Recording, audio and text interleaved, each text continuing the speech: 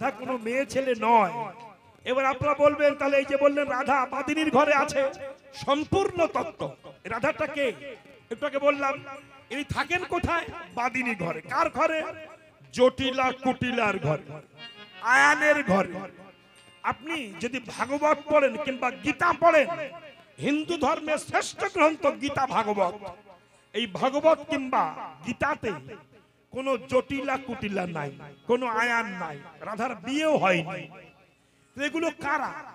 এগুলো কারা? এগুলো জানতে হবে তো। আমরা যে এই ভুল ব্যাখ্যা শুনে শুনে না আমাদের কান, চোখ, নাক, কান, হাত, চরিত্র সব শালা পচে গিয়েছে, সঠিকটা জানি না। তাহলে কি নিয়ে হচ্ছে কীর্তন?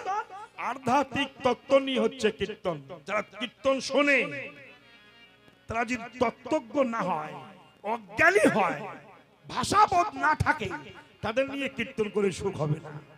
বলছেন বৃন্দাবন ধাম কোথায়? বৃন্দাবন তো আগে ছিল না। গৌরাঙ্গ মহাপ্রভু জন্মাবার পরে বৃন্দাবন ইউপিতে পাওয়া গেছে। এটা কি কেউ জানেন? মহাপ্রভু আসার আগে বৃন্দাবন ছিল না। মহাপ্রভু যে দেখিয়েছিল এটা রাধাকুণ্ড, এটা শ্যামকুণ্ড, এটা গিরিগোবর্ধন, এর আগে ছিল না। ওখানে ধান চাষ হতো। এখন যে রাধাকুণ্ড শ্যামকুণ্ড, ওখানে ধান চাষ হতো। মহাপ্রভু বলেছিলেন এটা হলো রাধাকুণ্ড শ্যামকুণ্ড।